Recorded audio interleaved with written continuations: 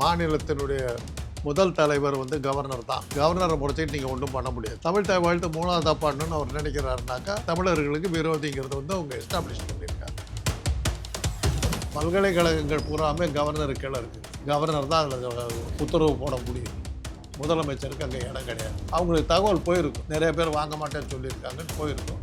அதனால் ஒரு நாகரிகமாக கைது பண்ணி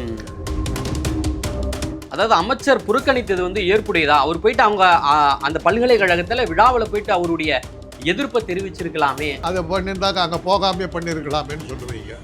உங்கள் வாய் எது வேணாலும் பேசும். மேற்கு வங்கம் உள்ளிட்ட பல்வேறு நகரங்கள், பல்வேறு மாநிலத்தில் அவங்க மொழி பாடலுக்கு தான் முன்னுரிமை. அப்போ தமிழ்நாடு மற்றும் கிளிக்கிறியா? திமுக ஆட்சியில் இருந்திருந்ததுன்னா இந்த சூழல் ஏற்பட்டிருக்காது. தமிழ் தாய் வாழ்த்து தான் முதல்ல பாடப்பட்டிருக்கும். ஆளூர் ஷானவாஸ் சொல்றாரு. ஏற்புடையது அவருடைய கருத்து? இல்லைன்னு போது என்ன வேணாலும் சொல்லலாம். தாவேக அரசு பாஜக கூட சமரசம் செய்து கொண்டு மௌனமா இருக்கிறதால தான் இது போன்ற பிரச்சனைகள்லாம் வருது. மறைமுகமாவே தமிழ்நாட்டை ஆட்சி செய்யறதே பாஜக தான் அப்படின்ற போல விசிக முன்னாள் எம்எல்ஏ ஆளூர் ஷானவாஸ் சொல்றாரு. இது ஷானவாஸ் சொல்லிட்டு அவங்களுக்கு தெரிஞ்சுதா? இன்னும் விஜய்க்கு தான் சீஃப் மினிஸ்டர் ஆனதே தெரியாதுங்க. விஜய் அவருடைய அமித்ஷாவுடைய ஆள் தான் அவருக்கு தான் சீஃப் மினிஸ்டர் ஆகும்னு அவர் நினைச்சு கூட பார்க்கல. உட்கார வச்சுட்டாங்க. அதனாலதான் அசம்பிளியில் உட்காந்துட்டு இப்படிங்கிறதும் அமித்ஷா என்ன சொல்றாரோ அதை அவர் அப்படியே எழுதி படிக்கிறார். நேற்று கூட போயிட்டு சிஎம்டில ஆய்வு பண்றாரு. ஆய்வு என்ன பண்ணி அதனுடைய முடிவுகள் என்ன முடிவு நல்லா பார்த்துட்டாரு, நல்லா செக் பண்ணிட்டேன். சரி என்னாச்சு அவ்வளோதான். இப்போ ஒரு வேலையும் ஜெயிலன்னு சொல்லிட்டு இருக்கீங்க. ஒரு சாக்கடையெல்லாம் போய் பார்த்துருக்காருல, நல்லது தான். அது ஒரு கவுன்சிலருடைய வேலை. இவர் போய் பார்த்துருக்காரு. நம்பிக்கை மீடியா நேயர்களுக்கு வணக்கம். இன்று நாம் சந்திக்க இருக்கக்கூடிய சிறப்பு விருந்தினர் அரசியல் விமர்சகர் டாக்டர் காந்தராஜ் அவர்கள். ஐயா வணக்கம். ஐயா, மனோன்மணியம் சுந்தரனார் பல்கலைக்கழகத்தில் பட்டமளிப்பு விழா நடைபெற்றிருக்கு. அந்த விழாவில் ஆளுநர் அர்லேக்கர் கலந்து கொண்டிருக்காரு. அப்புறம் இதர துணைவேந்தர்கள் எல்லாம் கலந்து கொண்டிருக்காங்க. அந்த விழாவில் பார்த்தோம்னா தமிழ்த்தாய் வாழ்த்து 3வது இடத்திற்கு தள்ளப்பட்டிருப்பதாக சர்ச்சை எழுந்திருக்கு. இதனால் உயர்கல்வித்துறை அமைச்சர் அவர்கள் விஸ்வநாதன் அவர்கள் அந்த விழாவை புறக்கணிச்சிருக்கிறாரு. எப்படி பார்க்குறீங்க? புறக்கணிச்சிட்டாரா? அவர் போலி, அதுக்கு போக கிடையாது. அதுதான் எதிர்ப்பு. அதுக்கு மேலே வேற என்ன பண்ண முடியும்? கவர்னர் மாரி இந்திய அரசியல் சட்டத்தில் மாநிலத்தினுடைய முதல் தலைவர் கவர்னர் தான். கவர்னரை முடிச்சுட்டு நீங்கள் ஒன்றும் பண்ண முடியாது. அதனால் கவர்னர் தன்னுடைய விருப்பத்தை அவர் சொல்லும்போது அதை நிறைவேற்றுறது தான் அதிகாரியுடைய கடமை. தமிழ் தாய் வாழ்த்து 3வது அப்பான்னு அவர் நினைக்கிறாருனாக்கா அந்த கட்சியும் சரி, அந்த கவர்னரும் சரி, தமிழர்களுக்கு விரோதிங்கிறது அவங்க எஸ்டாப்ளிஷ் பண்ணியிருக்காங்க. வெளிப்பட்டுருக்குது, அவ்வளோதான். இப்போது அவருக்கு கவர்னருக்கு ஒரு விஷயத்தை மாத்திரம் நினைவுபடுத்தலாம். காஞ்சி மடம். ஆமாம், உலகத்தில் இருக்கிற 3%காரர்களுக்கு அதுதான் தலைமை பீடமே. உலகத்தில் இருக்கிற 3%காரர்களுக்கு அந்த சின்ன மடாதிபதி தமிழ் தாய் வாழ்த்து பாடும்போது எந்திரிச்சு நிற்காம நின்று. ஆமாம், நிற்கல சங்கராச்சாரியர். அதுக்கப்புறம் அவங்களுக்கு என்ன நடந்தது தெரியுமா? கொலை குற்றம், கொள்ளையடிச்சது, கற்பழிப்பு, இவ்வளவு குற்றங்களும் இன்றைக்கி காஞ்சி மடம் காணாமல் போயிருக்குது. இதை இப்போ இருக்கிற கவர்னருக்கு சொல்லி வைக்கும். ஒழுங்காகிறதுக்கோ தமிழை படிச்சுன்னா நீ காலி ஆகிடுவோம், ஜாக்கிரதை, அவ்வளோதான். அதாவது அமைச்சர் புறக்கணித்தது ஏற்புடையதா? அவர் போயிட்டு அவங்க அந்த பல்கலைக்கழகத்தில் விழாவில் போயிட்டு அவருடைய எதிர்ப்பை தெரிவிச்சிருக்கலாமே அப்படின்ற போல ஒரு விமர்சனம் வருது. ஏன் புறக்கணிப்பு? போயிட்டு அங்கே நம்ம அதை பண்ணியிருந்தாக்க அங்கே போகாமே பண்ணியிருக்கலாமேன்னு சொல்லுவீங்க. உங்கள் வாய் எது வேணாலும் பேசும். அவர் கரெக்டாக தான் பண்ணியிருக்காரு. புறக்கணிச்சிருக்காரு, வரல. இப்போ ஃபங்க்ஷனே எனக்கு தேவையில்லை இருக்காரு. மாணவர்கள் என்ன பண்ணியிருக்கலாம்? தமிழ் மாணவர்கள் உன் கையில் வாங்க முடியாதுன்னு சொல்லிட்டு போயிருக்கலாம். பட்டம் வாங்க முடியாது போயிருக்கலாம். பட்டமளிப்பு விழாவே நடக்காம போயிடும். அது பண்ணியிருக்கலாம். இப்போது இதுக்கு முன்னாடி இருந்த கவர்னருக்கு ரவி அவர்கிட்ட பட்டம் வாங்க முடியாதுன்னு சொல்லிட்டு பல மாணவர்கள் போயிட்டாங்க. ஆமாம் ஆமாம் ஆமாம். அது மாதிரி பண்ணாக்கா சரியாக போய்டும், அவ்வளோதான். இப்போவும் அதே போல தான் 871 பேருக்கு ஆளுநர் கையால் பட்டமளிப்பு விழா கொடுக்கறதா விழாவில் சொல்லியிருந்தாங்க. ஆனால் ஒரு 113 பேருக்கு தான் கொடுத்துருக்காங்க. மீதி பேருக்கு ஆளுநர் கையால் கொடுக்க முடியாது அப்படின்ற போல சொல்லியிருக்காங்க. இதனால் மாணவர்கள் ரொம்பவே கொந்தளிச்சிருக்காங்க. இதற்கு காரணம் என்னன்னா, ஆளுநர் மீது அவதூறு பரப்பிடுவாங்க. அதாவது அவர் கையில் வாங்க வாங்கக்கூடாதுன்னு அவமதிப்பு செஞ்சிருவாங்க அப்படின்ற போல ஒரு முன்னெச்சரிக்கையாக தான் இதை நாங்கள் செய்கிறோம் அப்படின்ற போல சொல்லியிருக்காங்க. அதை அப்படி ஒரேடியாக பொதுவாக சொல்லிட முடியாது. ம் உதாரணத்துக்கு சொல்லணும்னா எங்களுடைய பட்டமளிப்பு விழாவில் கவர்னர்கிட்ட போய் நாங்கள் வாங்க மாட்டோம். முதல் மாணவர்கள் இருக்காங்க இல்லையா, பரிசு பெற்ற மாணவர்கள், கோல்டு மெடலிஸ்ட், மெடலிஸ்ட், அவங்களுக்கு தான் மேடை ஏறி கொடுக்கும் முன்னுரிமை. மற்றபடி என்ன ஆகிடும்னா நமக்கு நம்பர் கொடுத்துருவாங்க, அந்த சீட்டில் போய் உட்காந்தோம்னா அந்த சீட்லேயே பட்டமும் இருக்கும். அந்த இதெல்லாம் படிக்கிறதோட சரி, அந்த சத்தியப்பிரமாணம் இதெல்லாம் இருக்குது இல்லையா, அதெல்லாம் படிப்போம். பட்டம் வந்து கவர்னர்கிட்ட போய் நாங்கள்லாம் வாங்கவே இல்லை, எங்கள் சீட்டில் வச்சுட்டாங்க. அது மாதிரி தான் இருக்கும். அதனால் அதெல்லாம் வந்து வசதிகள் நிறைய பேர். இப்போ நர்ஸுங்க வந்து ஒரு 400 பேர் அதே பட்டமளிப்பு விழாவில். அப்போ நர்ஸுங்களுக்கும் டாக்டர்களுக்கும் ஒரே பட்டமளிப்பு விழா, எல்லாம் சேர்த்தனாக்கா 1000 பேர். கவர்னர் என்ன ஆவார்? அதனுடைய விளைவு தான் வந்து சீட்டில் வச்சாங்க. அதுக்கப்புறம் தான் நர்ஸுங்களுக்கு தனியாக பட்டமளிப்பு விழா மாற்றுறதுக்கு பிறகு தான் இப்போ கொடுக்குறாங்க. இப்போ நான் எம்ஜிஆர் பல்கலைக்கழகத்தில் இருந்தபோது பட்டமளிப்பெல்லாம் வந்து நேராக வந்து கையில் கொடுத்தோம். ஏன்னா நர்ஸுங்களுக்கு தனியாக வச்சுட்டோம், மெடிக்கல் எம்பிபிஎஸ்க்கு தனியாக வச்சுட்டோம். அதனால் அப்போல்லாம் கொடுக்க முடிஞ்சது. கூட்டத்தை பொறுத்து அதெல்லாம் சில சௌகரியங்கள் அடிப்படையில் இது பண்ணலாம், அதுக்கு விமர்சனம் வைக்கலாம், என்ன விமர்சனம் வைக்கலாம். இது நீங்கள் சொன்னது கூட நடக்கலாம். ரவிக்கு நடந்தது, நிறைய பேர் வந்து உங்ககிட்ட வாங்க முடியாதுன்னு போயிட்டாங்க. அதனால் அதுவும் நடக்கலாம். இது தமிழக அரசோ ஒருவேளை அதை தெரிஞ்சுதான் அதை செஞ்சாங்களோ என்னமோ. தமிழக அரசோ முதலமைச்சர் விஜய் அவர்களோ இது குறித்து எதுவுமே அறிக்கை கண்டனம் தெரிவிக்காம இருக்காங்க, எந்த ஒரு அறிக்கையை வெளியிடாம இருக்காங்க, மௌனமா இருக்காங்க. என்ன காரணம்? மௌனமா இருக்காங்கன்னு நீங்க சொல்ல முடியாது. அவருடைய அமைச்சரவையில் இருக்கிற கல்வி அமைச்சர் போகல, அதுக்கு மேல என்ன பண்ணுங்கிறீங்க? ஒரு முதலமைச்சரா அவருடைய கண்டனத்தை பதிவு பண்ணியிருக்கணும், தேவையில்லைங்கிறது. அதுக்கான அமைச்சர் இருக்காரு, அந்த அமைச்சர் வந்து தன்னுடைய கண்டனத்தை தெரிவிச்சிருக்காரு. அதுக்கு மேலே என்ன பண்ண முடியும்?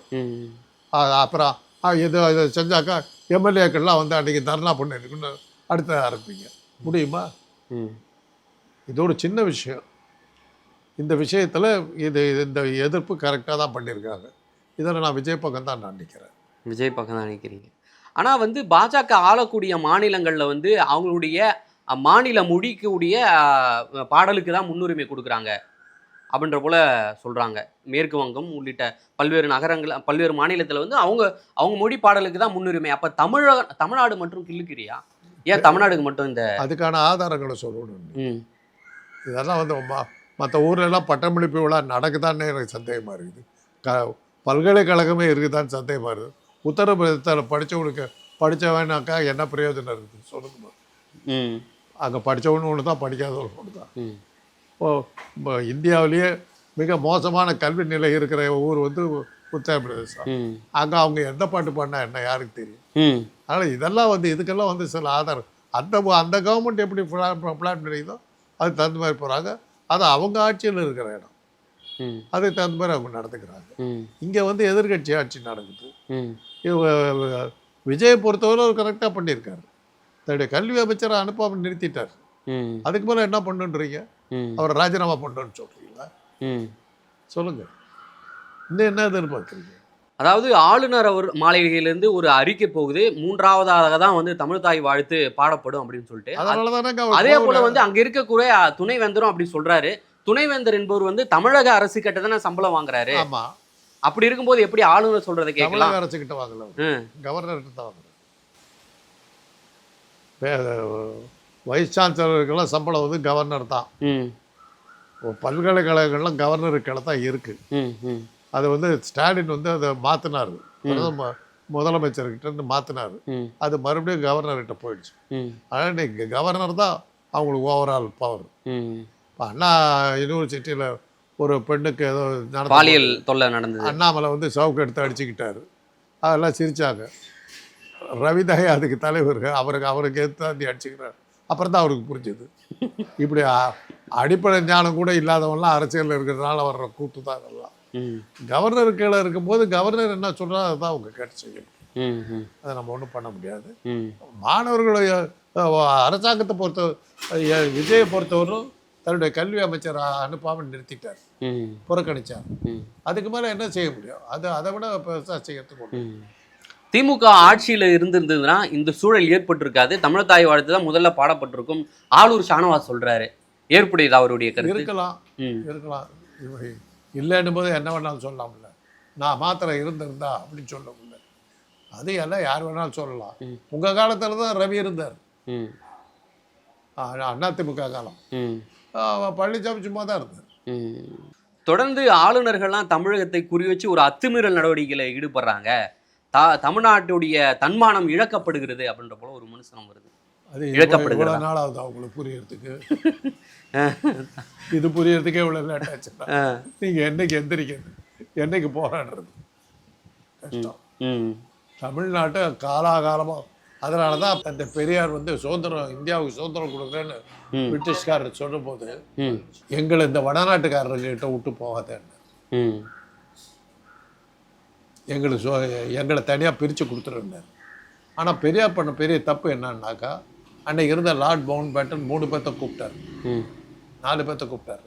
அம்பேத்கர், பெரியார், ஜின்னா, நேரு, 4 பேர்த்தையும் கூப்பிட்டு பெரியார்கிட்ட என்ன கேட்குறதா இருந்தாருன்னா, திராவிட நாடு வேணுங்கிறிய, பாகிஸ்தானுங்கிறத நாங்கள் பிரிக்க போகிறோம், அதே மாதிரி திராவிட நாடை பிரிக்கட்டான்னு கேட்ட போது பெரியார் போகாமல் விட்டுட்டார். அம்பேத்கருக்கு அதை பெரியார் மேலே பெரிய கோபம் வந்து, போய் நாட்டை பிரிச்சிருக்கலாம்ல, நமக்குன்னு ஒரு நாடு கிடைச்சிருக்கும்ல அப்படின்னு.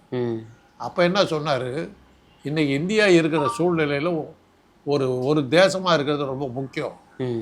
திராவிட நாடை தனியாக பிரிச்சுக்கிட்டு ஒரு சின்ன நாடாக இருந்தோம்னா நமக்கு பாதுகாப்பு பிரச்சனை எல்லாம் வரும், அதனால தான் நான் போகலைன்னு ஒரு காரணத்தை சொன்னார்.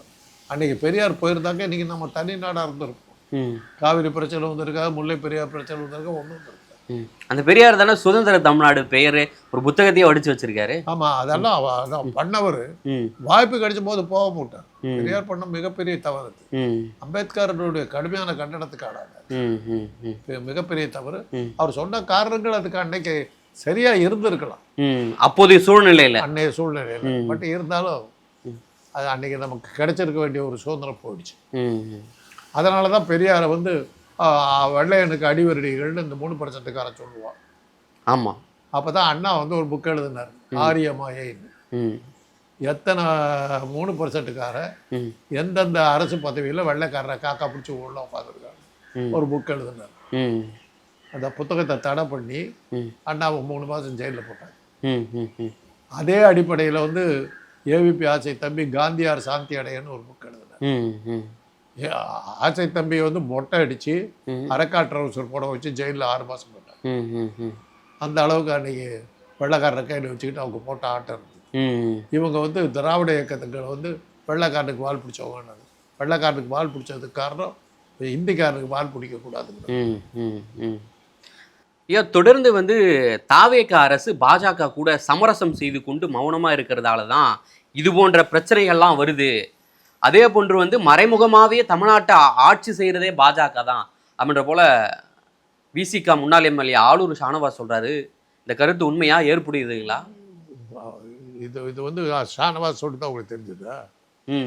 இன்னும் வந்து விஜய்க்கு வந்து தான் சீஃப் மினிஸ்டர் ஆனதே தெரியாதுங்க. தெரியாதுங்களா? ஆமா, எழுதி கொடுத்தது வாங்கி படிச்சுட்டு போயிட்டு இருக்காரு. தெரியாமலேயே போயிட்டு தினந்தோறும் வந்து நேற்று கூட போயிட்டு சிஎம்டில வந்து ஆய்வு பண்றாரு. ஆய்வு என்ன பண்ணி அதனுடைய முடிவுகள் என்ன முடிவு நல்லா பார்த்துட்டேன், நல்லா செக் பண்ணிட்டேன். சரி, என்னாச்சு? அவ்வளவுதான். ஆய்வு பண்ண என்ன கண்டுபிடிச்ச? உடைய அறிவை வச்சு என்ன தவறுகள் எல்லாம் கண்டுபிடிச்சு நடவடிக்கை எடுத்தேன். ஒண்ணுமே இல்லையே. அந்த பக்கம் போயிருக்காரு என்ன கவர்மெண்ட் பில்டிங் கழிவுநீர் சுத்திகரிப்பா, கழிவுநீர் சுத்திகரிப்பு நிலையத்துக்கு போயிட்டு ஆய்வு பண்ணியிருக்காரு நேற்று கோயம்பேட்டில் இருக்கிறது. எந்த இது கழிவுநீர் சுத்திகரிப்பு நிலையம், கழிவுநீர் சுத்திகரிப்பு நிலையம். கழிவுநீரா? அதை போய் ஆய்வு பண்ணியிருக்காரு நேற்றுக்கு கோயம்பேட்டில் இருக்கிறத ஆய்வு பண்ணிட்டு வந்திருக்காரு. நல்லது தானே. ஏதாவது ஒரு வேலையும் செய்யலன்னு சொல்லிட்டு இருக்கீங்க. ஒரு சாக்கடையெல்லாம் போய் பார்த்துருக்காருல்ல, நல்லது தானே. அது ஒரு கவுன்சிலருடைய வேலை. இவர் போய் பார்த்துருக்காரு. அதுக்கு என்ன பண்ணுறது? அதாவது நீங்க புறக்கணிச்சது அமைச்சர் அவர்கள் அந்த விழாவை புறக்கணிச்சது சரிதான் அப்படின்ற போல சொல்லியிருந்தீங்க. ஆனா வந்து இன்னொரு அமைச்சர் சொல்றாரு இது வந்து ஏற்புடையது கிடையாது அப்படின்ற போல சொல்றாரு. நிர்மல் குமார் என்பவர் வந்து சொல்றாரு, அது போல சொல்றாருங்க. அது எப்படி பாக்குறீங்க?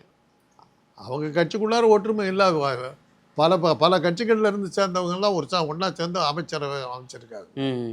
நிர்மல்குமார் எந்த கட்சியில இருந்து வந்தான்னு யாருக்கு தெரியும்? ஏபிவிபி, பாஜக, அதிமுக, அது அது 10 கட்சி சேர்ந்து ஒன்றா சேர்ந்தா இன்னைக்கு விஜய் தலைமையில் ஒரு ஆட்சி நடந்துகிட்டு இருக்குது.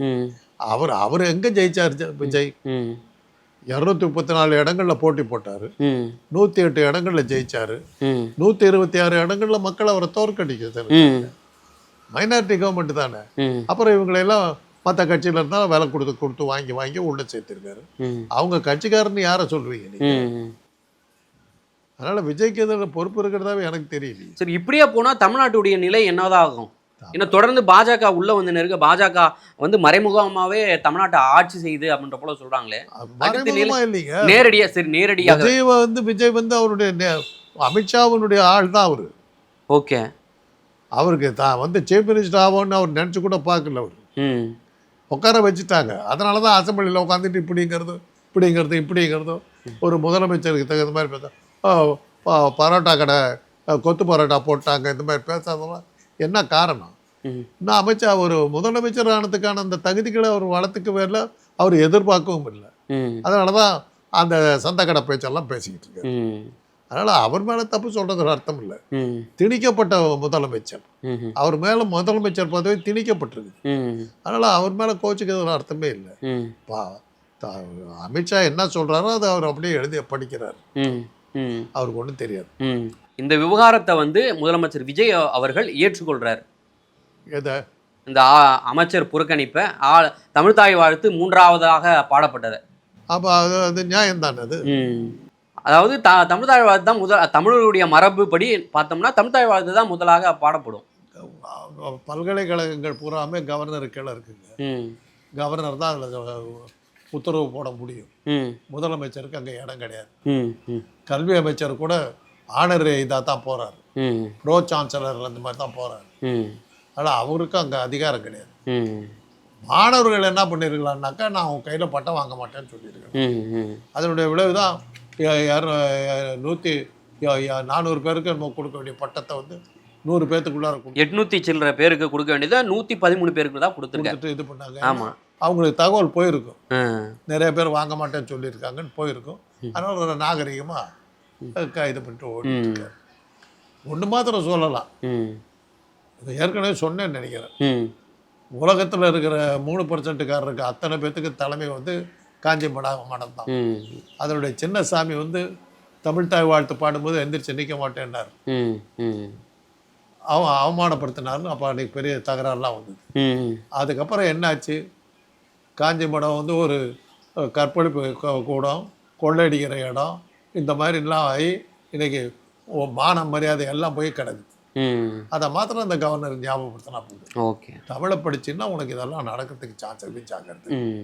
ரவிக்கு அது நடந்தது. ஓகே.